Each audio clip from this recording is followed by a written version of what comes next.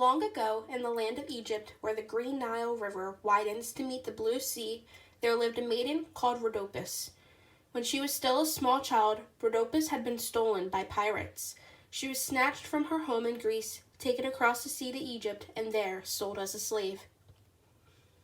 Like the Egyptian servant girls, Rhodopis went to the water's edge each day to wash clothes or to gather the reeds that grew along the river bank. But Rhodopis looked different from the Egyptian girls. Their eyes were brown and hers were green. Their hair hung straight to her shoulders, while the breeze blew hers into tangles. Their skin glowed like copper, but her pale skin burned red beneath the sun. That was how she got her name, for Rhodopis meant rosy-cheeked in Greek. "Rosy Rhodopis," scoffed the servant girls, hissing her name between their teeth. Rhodopis pretended not to hear, but she blushed, rosier than ever. Although her master was kind, he was old and liked to doze beneath a fig tree. He seldom heard the servant girls tease Rhodopis. He never saw them ordering her about. "Hurry, Rhodopis," they would shout at her. "The geese are in the garden eating up the onions. Mend my robe. I'm hungry, Rhodopis. Bake the bread." Rhodopis always hurried to do their bidding, for the Egyptian girls were household servants and she was only a slave. Rhodopis found friends among the animals instead. Birds ate crumbs from her hand. She coaxed a monkey to sit upon her shoulder and charmed a hippopotamus with her songs. It would raise its huge head from the muddy water and prick its small ears to listen. Sometimes, when her chores were done and the day had cooled, Rhodopis would dance for her animal companions. She twirled so lightly that her tiny bare feet scarcely touched the ground. One evening, her master awakened to see her dance. "No goddess is more nimble," he called out. "Such a gift deserves reward." He tugged his chin, whiskers, thinking, and then declared, "You shall go barefoot no longer." Her master ordered a pair of dainty slippers made especially for Rhodopis. The soles were of real leather, and the toes were gilded with rose-red gold. Now when Rhodopis danced, her feet sparkled like fireflies. The rose-red slippers set Rhodopis more apart than ever. The Egyptian servant girls were jealous, for they wore clumsy sandals woven from papyrus. Out of spite, they found new tasks for her to do, keeping Rhodopis so busy that she was too tired to dance at night. One evening, Kipa, who was chief among the servant girls, announced, "Tomorrow we sail for Memphis to see the pharaoh. His Majesty is going to hold court for all his subjects." "There will be musicians and dancing," said another servant girl, eyeing the rose-red slippers. "There will be feasting," added a third. "Poor Rhodopis, you must stay behind," Kipa jeered. "You have linen to wash and grain to grind and the garden to weed." The next morning, just as Ra the sun was climbing into the sky, Rhodopis followed the servant girls to the riverbank. Kipa wore a necklace of blue beads.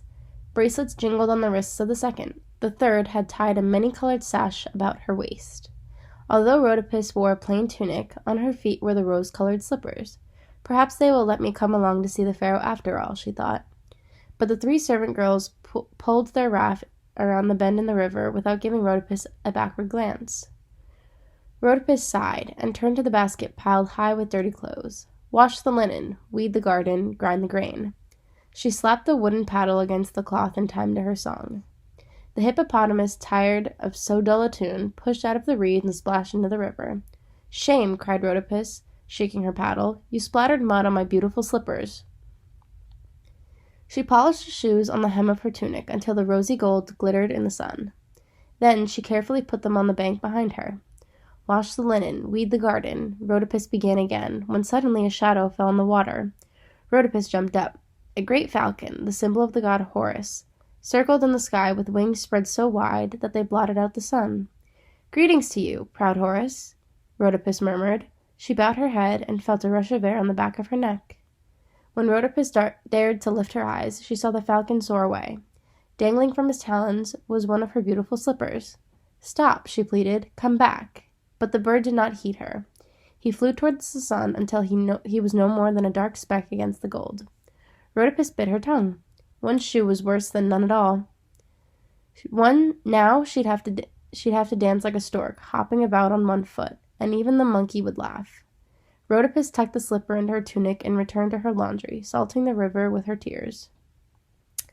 After Rhodopis had lost sight of the falcon, the mighty bird followed the course of the Nile to the city of Memphis, to the square where the pharaoh was holding court.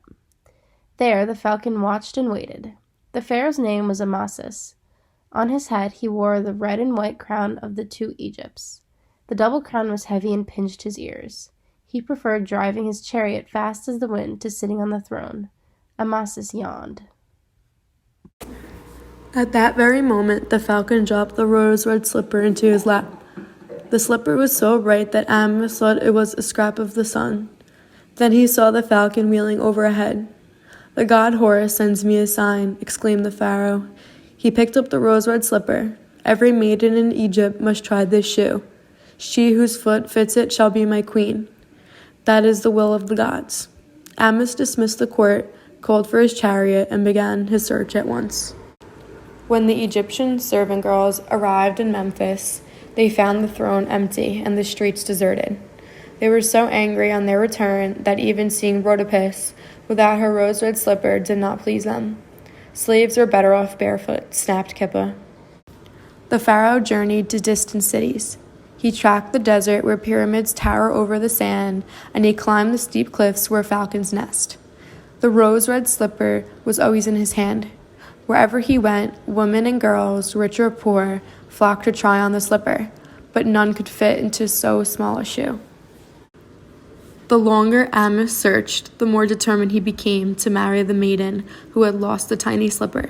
He summoned his royal barge and vowed to visit every landing along the Nile. The barge was hung with sails of silk. Trumpets blared and oarsmen rowed to the beat of gongs. The din was so dreadful that, when the barge rounded the bend in the river, Rhodopis fled in alarm. But the servant girls ran to the water's edge. "Now we will see the pharaoh," cried Kippa. Amos held up the rose-red slipper. "Whoever can wear this shoe shall be my queen." The servant girls knew that shoe, and knew its owner too. Yet they clapped their hands over their mouths and said nothing. If one of them could wear it.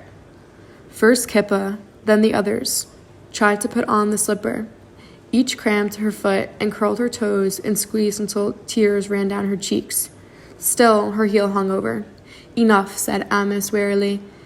He would have set sail again had he not chanced to see Rhodopis peering through the rushes. "Come," he commanded.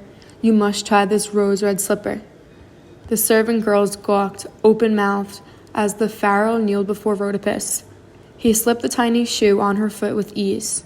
Then Rhodopis pulled its mate from the folds of her tunic. "Behold," cries Amos, "in all this land there is none so fit to be a queen."